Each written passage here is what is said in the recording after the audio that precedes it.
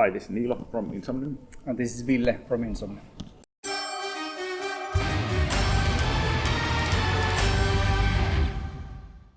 All good. Summer's gone, and now it's this weather, but it's okay. Lots of shows, festival shows. Yeah, we had a busy summer and enough shows. And a couple of weeks ago, we were in Turkey and Israel, and since then, a lot of things happened in that corner of the world. So we're happy that we were back in home when it started to get really bad in there. So interesting times, but now we're looking forward to the EP release and the next tour. Reviews have been good, everything that I've seen. Also in a live situation, the new songs have been working really well, and they get the crowd going in the festival situation. So I think it's been really positive. Yeah, positive feedback also from the press, and then we got to the German charts, and I guess it's been selling okay as well. So it's going really well, I think. To kind of give background, I think they're not like extra pieces or extra songs. We think that they're really, really strong songs and kind of deserve their own release. But the fact is that we kind of realized when everything was recorded that we have so much material. The length of the album, if we would put all the 11 songs there, would be quite hard for people to digest. And then we just want to kind of make more compact album version, and then I mean, like I was playing around with ideas. Should we have like double LP or something to kind of divide it in different sections? But then we thought like maybe the EP is still a good plan to have an EP and long play.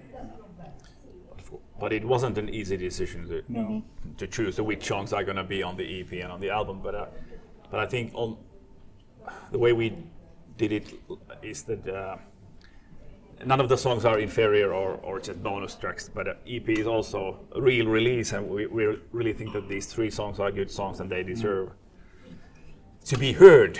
Yeah, we're also thinking like, I think like for the EP as well, like there's only 3 songs, but they it's almost 20 minutes long. So I feel like you get some worth of your money, money's worth when you release enough. So it's not like we just want to rip off people, but like have a kind of nice entity of the songs. And yeah, I think it's over 20 minutes. Yeah, over 20 minutes, and then you can listen as its own thing, or can combine with the full length or whatever you choose. I think we're kind of like choosing like, okay, which songs, kind of like voting almost, like which songs should go there, and then I think that we had like, maybe we had bit more these longer songs, kind of epic songs, and then we thought like, well, maybe we could make an EP and then have these more kind of epic songs there, and then have a kind of more kind of like last time before that we had this sort of more acoustic or kind of lighter touch on the EP before the album, and then thematically it would make sense. We have 3 bit longer epic songs, so it kind of becomes more a bit different, and there's a different vibe to it. So not necessarily like single releases, but then again we made one single of Niilo's song, which is very long, and then had a nice music video on that, and then kind of shows that in metal music you can do that. It doesn't have to be 3 minutes long song to have it a single release. You can release 10 minutes song and it works equally well. Yeah, and I think it even made to many Spotify lists, Yeah. even that it's a 10-minute song, so it was a surprise. Yeah, we were kind of surprised, and it kind of goes, everything in metal can go against like what is the music industry norm in a way. Like you can do things differently. Did they play like on Radio Rock as well? So, or is it a bit too long for that? I don't know. Yeah, I don't listen to radio rock too much, so I wouldn't know how to listen to radio. But yeah, but in the end of the day, we don't really think about those things. Like if it gets radio play, that's great, of course. But like, you know, we don't. We're not a radio play band at all. Yeah, we've never been, so it's like we don't even think about that. Yeah. Of course, there's some strategic planning here that they happen at the same time the EP comes out, that the tour begins. But I think the pre-sales have looked pretty good now, so I'm not worried. worried about the tour. It will be good. Yeah, Good tour. yeah. I think it's like we're still kind of promoting the whole album cycle, and of course, yeah, maybe there was more competition when the kind of all the restrictions were dismantled, and then people could start the touring again. But maybe it's kind of now kind of becoming a norm again. I'm not sure if as many people go to gigs anymore, but like people are kind of starting to forget the pandemics and everything, and then kind of start to live their lives normal way again. So I think it has been positive, and we haven't really noticed too much. Some expenses have gone up, of course, but that's the kind of global inflation and everything, and yeah. But I think when we toured with Enslaved in USA and Canada in April, I think it was already quite normal. People were spending money like normally. You couldn't tell that there was anything different going on. But like last autumn when we toured with Moonspell, where you also played four shows, then we could clearly see the effect of like the energy crisis and the pandemic and everything. It was it was tougher then. It was tougher year for sure. But let's hope that this would be more normal now. Well, I think all the songs are different, and they work well together. And there is Stained in Red, which is your song. One of your songs and one Vanhala song. So yeah. Like thematically, lyrically, they're kind of like part of the same story, but like with different angle, and then a different sort of ending to it as well. So, but they're kind of linked with the whole Anno story lyrically, and then maybe different side to it, and individual songs, but they kind of link to that story. Yeah, since there's like a wolf on the cover art, if I remember correctly, and we talked about werewolves last time. Is this more related to that? Or yes, of course, it's a story with wolves, and especially in this last song of the Dusk, it ends in this kind of imagery that the wolves are running free in the forests, and all the nasty people have died. That's kind of the last feeling you get from the whole album. So that's why the wolves in the cover. My lyrics probably often have this poem-like feeling, and I try to write them so that they would work without the music, just as poems. So if somebody feels like this, then it's only a good thing. It's also when you write lyrics to this certain kind of rhythm, so there has to be some kind of pattern, how many like syllables you can put there and this kind of thing. So it's not the same that you would just write free flowing poetry, but you have a rhythm, and you have the verse and the chorus, and it has to fit there. So it's a bit different, and it maybe kind of restricts you in a way. But like I'm used to work like that, so it's and then again, it kind of supports like definitely in this sort of crawling type of vocals. There are also a bit of a rhythmic element, and then they are kind of married with the rhythm of the song, so they do kind of give punctuation on certain bars, and then it's a limitation in terms of writing, but then if you get it right, they work, and then they can really work with the music and elevate the music as well, and the rhythms of the music. So it's about the kind of the holistic view, and I'm putting both together to make an effect. Well, I'm sure it's going to be a good tour. Let's see the support bands In Morning, and what was the first one? So, do you remember the name of the first? I'm not gonna play in the tour, so how would I know? But anyway, it's a good lineup. I think it's a good lineup. Both bands are cool, and especially In Morning, I have listened to them more, and it's a good package. The pre-sales have been good. I see no reason why it wouldn't be a very good tour. So I'm really looking forward.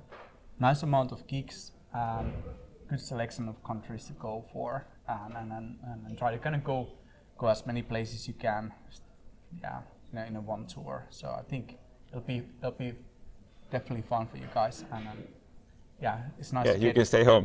I can stay home and yeah, but you know, we can been discussing previously as well. This time of the year in Finland, it can be quite, you know, it's quite dark and it's not that great weather. So it's actually quite nice to go on a tour during this time of the year. And then when you come back, it's sort of close to Christmas, and then it's hopefully you'll have some snow and it's not as grey and bleak anymore. Yeah, it's a good time to escape Finland. Of course, like Germany or UK at this point, it's not much better, but it's still a little bit better. It's still something else, a little bit better. Yeah. Coming from Belgium, I have to say, yeah, it's a bit better there. a little bit better. And it's a little bit different as well, which makes it kind of interesting as well. Yeah.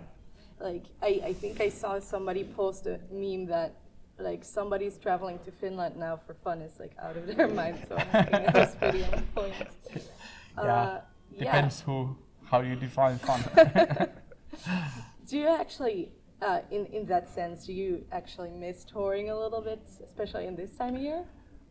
Well, like I do miss tour every now and then because it is good fun. Like when everything works and when you don't have to, when you can focus on that, it's a kind of nice feeling when you have good shows and then like after a few gigs and everything is kind of rolling on its pace. Like I think on this tour the venues are quite nice and then you know you have technicians they're taking care of their stuff.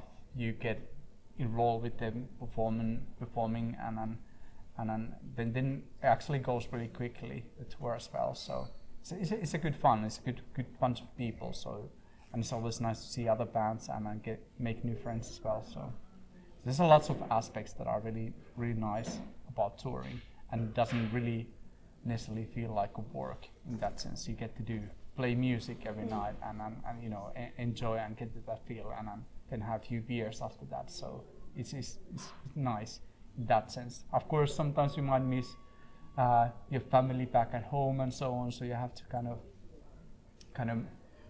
you have to make that kind of sacrifice when you're doing the tour. And yeah, it's a lot of travel days, but then and if you can make it work, it's a really nice job. We're all in the same WhatsApp chat group, so yeah, I do. There's stuff going on there all the time. Yeah. But I mean, like, of course, I'm not in the loop of everything what happens in tour, so I can maybe updates later and then so on, and that's just how it is. And then again, I think as a band, like, there's been quite a lot. Like, it's quite active the gigs all the time. There's tours and then shows and everything. So it's kind of hard to find downtime sometimes to kind of get together without actually doing something with the music. So it's quite dictated by the working rhythm of playing shows. Usually there is a tour manager who's kind of mostly responsible for making it all work, but kind of also try to make sure that all the roles are filled and everything is happening that is needed to be done. But there's also many things that we have to do ourselves, or we are taking part in planning, like the merchandise or get the prints and then should we try to develop the stage setup and whatnot, and then having meetings with manager and of course choosing the personnel on the tour, that what kind of people we need this time. Is there gonna who's available? Who's available? Yeah, we send message to people we know that could you be our sound guy this time, and are you ready to be the tour manager? So we do a lot of stuff and planning. Well, I think now that we have the EP out soon, so there's going to be something from the EP for sure that we play. And for every tour we try to renew the set list a little bit, choose some other old songs than what we played just. So, but already we've noticed which songs work really well live, and many of them do. So it's been fun to play those songs. And maybe bring some of the songs from the new album that haven't been played before. Yeah. You can bring them now with other tours next years and that's Finnish shows and whatnot. So you can kind of try to keep it interesting to yourself and fans as well. Yeah. but it's also something that you have to test live, that which songs really are the live songs. You don't know it. You can think that you know, okay, this is gonna be a live hit, and this doesn't work live, but it can be different thing when you actually try it. So it's always interesting. Has there been a song like that in the past that you thought didn't really work well with the audience or something like that?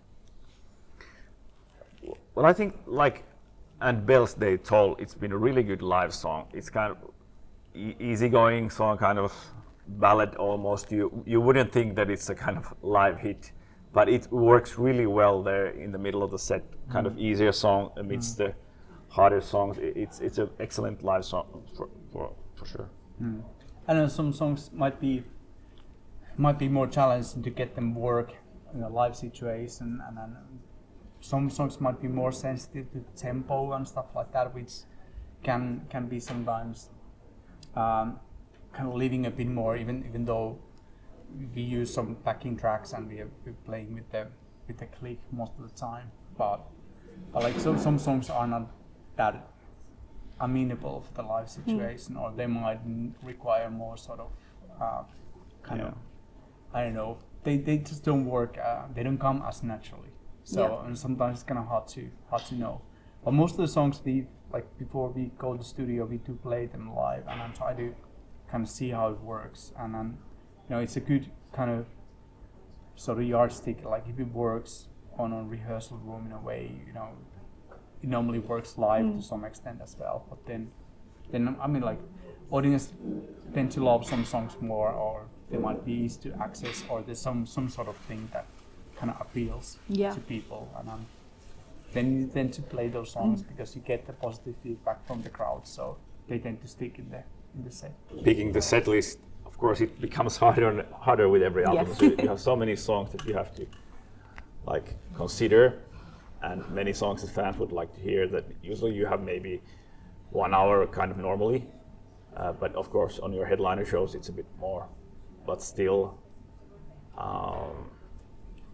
Even if you play that like 90-minute set, which we've done like on some of the tours and shows, you still have to make like, okay, you can't fit in, like you always have to make some sort of compromise. But then you have some songs that are periodically in your set, and you play those, and then you drop them off and replace something else. And I guess like some songs you tend to play all the time because they are kind of crowd favorites, but I think like building a set list, I think like even though we're switching the songs, there's always some sort of kind of storyline there. You have some like intro songs, beginning, middle, phase, and the end, and then chorus. So the kind of the structure of a gig and how we put the songs together is very similar, and this is some sort of like kind of routine in there, even though we're switching songs. So it's almost like an album. You would be listening to an album with the beginning, middle, and end, and then you just switch the songs which are in the beginning, middle, and end. And usually these songs that we play last on the show, they are the ending tracks of the album because they have this ending feeling. So. Last week I went to see Wolfheart and Before the Dawn in Kouvola. And that was you inspired. I was very, very inspired. They are very, very nice boys. But they are. It happens very rarely that you go to watch some other rock bands playing. I guess if you live in Kouvola, maybe there's not so many shows. But I live in Kotka, but I traveled to Kouvola to see these bands. But I don't usually do that. Like if your profession is to play those shows, then on your free time you don't feel like going. Probably like I've noticed like when you go and watch other people play shows, it might be with different music, so you're not really necessarily going to see metal shows but something else because it's a bit more interesting and it's a bit different as well. Because otherwise you're always like looking and then think about, okay, how's the sound, okay, how they're doing this, and then you kind of like almost not focusing on the music, but also like how everything is kind of organized, and then you're kind of too close to it even because you think it from the professional angle, like okay, what kind of backdrop they have, and then this, and then you kind of like your view is completely different, and it's kind of hard to get back to that. Yeah, maybe you need to be a bit drunk and then just like go with the music and not think too much. But sometimes you might be kind of over-analyzing. Yeah, when I was seeing Wolfhard last week, and they had some bass issues, and the whole gig was kind of, in the middle of it, there was like a 15-minute break, and I was like, oh, I know how that feels. Technical issues. I was like, this is painful to watch. You are too close to, you know how it is. Yeah, you can feel it, like how annoying it is. Yeah. And then when you have these technical problems, you need to kind of like just overcome them and then try to kind of push them down and not affect your performance. But then you can tell from people that they are like really pissed off or fuming. Yes. Yeah, personally, I don't know what to do whenever there's a situation like in the audience, like you're just like waiting and just like, okay, what's happening? Yeah. But on stage, it's even worse. Yeah, especially if you're vocalist as well. You have to entertain the audience. Tell some jokes. Yeah, that's horrible. There's one show in Mikkeli next week, so one Finnish show. This week. Yeah, this week. Yeah. And and next week is the album, and then the tour starts. Finnish shows next year, so hopefully announce those very, very soon as well. So not neglecting Finnish fans because. But you already played some shows here as well. Yeah, we did a few shows in Helsinki, but it would be nice to go other cities as well. And so that's gonna happen early next year, I think.